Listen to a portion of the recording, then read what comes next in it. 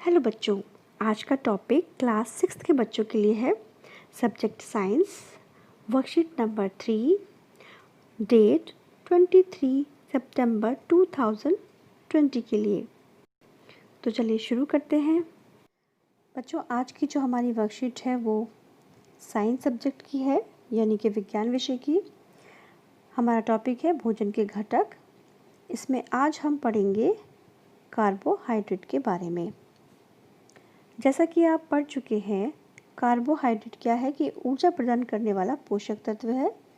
हमारे भोजन में उसका उपस्थित होना बहुत ही ज़रूरी है, क्योंकि हमें जो काम करने के लिए ऊर्जा मिलती है वो किससे मिलती है? वो कार्बोहाइड्रेट से ही। तो बच्चों, यहाँ पर एक टेबल दी हुई है। आप देख सकते हैं कि इसमें है कि खाने की चीज़ों की सूची बनाएं और जिन्हें आप प्रतिदिन खाते हैं। जैसे कि हम यहाँ पे उदाहरण दिया है कि हम रोटी रोज़ खाते हैं। ऐसे ही आप जो भी खाते हो, जैसे कि मैं चावल भी खाती हूँ, हमारी सब्जी में आलू भी आ जाता है, ठीक है, या मैं दूध भी ले लेती हूँ। और अगर इसके बाद और भी कुछ आप लिखना चाहें तो हो सकता है कि हम किसी फल का नाम लिख सकते हैं, जैसे कि केला, सेब। इसके अलावा हम लिख सकते हैं राजमा। आप जो भी खाते हो, आप उनमें से 6 नाम यहाँ पर लिख दें। यहाँ आगे बताया है कि कार्बोहाइड्रेट कई प्रकार के होते हैं, जिसमें कि मंड और शर्करा हमारे भोजन में पाए जाने वाले मुख्य कार्बोहाइड्रेट हैं। देखिए, तो कार्बोहाइड्रेट के जो स्रोत हैं वो मांड यानी स्टार्च भी होता है और शर्करा भी होता है। पोषक का नाम है यहाँ पे कार्बोहाइड्रेट, और वो किस किस भोजन से मिल सकता है उसके कुछ उदाहरण दिए हैं। एक तो है गेहूँ, चावल, चीनी और आलू। अब है कि इसका क्या कार्य है हमारे शरीर में, तो यह है क्योंकि यह ऊर्जा देने वाला भोजन है, अतः यह ऊर्जा प्रदान करता है, ठीक है।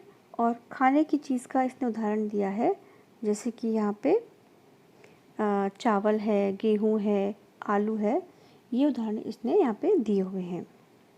अब आगे देखिए, इन्होंने क्या किया हुआ है कि यहाँ पर कुछ भोजन दिए गए हैं और इन्होंने बोला है कि अंदाज़ा लगाइए कौन कौन से खाद्य पदार्थ कार्बोहाइड्रेट पोषक के स्रोत हैं।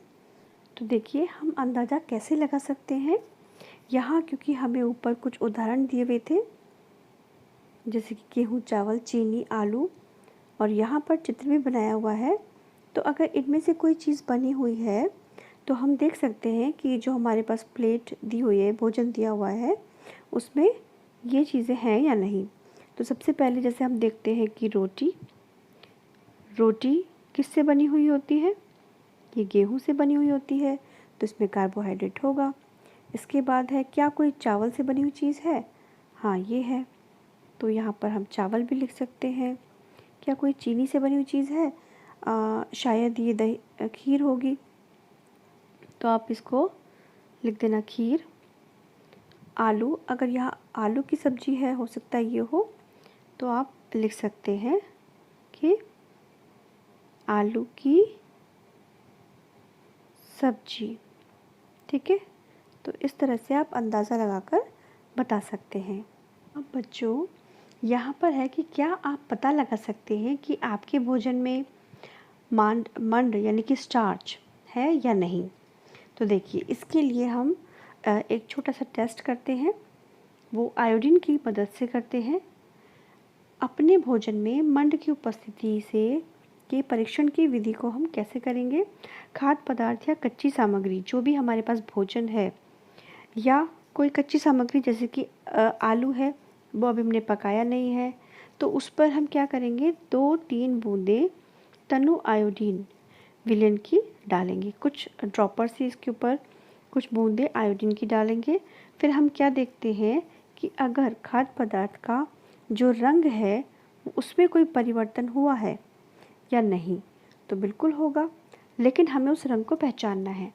अगर रंग नीला है या कालेपन में नीला है, यानी कि बहुत गाढ़ा नीला है, कुछ काला जैसा लग रहा है लेकिन नीला रंग भी दिख रहा है, तो समझिए कि उसमें मंड उपस्थित है, यानी कि हम कहेंगे कि उसमें कार्बोहाइड्रेट है। हाँ या ना में उत्तर दीजिए। ठीक है, पहला है, देखिए पहला क्या इस तरह पूछा है कि चावल और गेहूँ कार्बोहाइड्रेट के अच्छे स्रोत हैं। देखिए अभी तक हम बहुत अच्छे समझ चुके हैं कि चावल और गेहूँ दोनों में ही कार्बोहाइड्रेट होता है। तो आपको हाँ या ना में उत्तर देना है। तो आप यहाँ क्या लिखेंगे? हाँ। दूसरा है, आलू में सिर्फ कार्बोहाइड्रेट होता है, तो ऐसा तो नहीं है, तो हम लिखेंगे नहीं। तीसरा है, खिलाड़ी को खेलने के लिए सिर्फ मक्खन खाना चाहिए, बिल्कुल नहीं, क्योंकि हमें खाली एनर्जी नहीं चाहिए, दूसरे भी पोषक तत्व चाहिए, तो यहाँ पर भी हम लिखेंगे नहीं। अब है चौथा कि मंड परीक्षण में आयोडीन की आवश्यकता होती है, तो इसमें भी उत्तर आएगा हाँ, क्योंकि अभी हमने देखा था कि अगर हमें परीक्षण करना है मंड का, तो उसके लिए हमें कुछ बूंदें आयोडीन की चाहिए होती हैं। तो आई होप बच्चों आपको वर्कशीट बहुत अच्छे से समझ में आ गई होगी।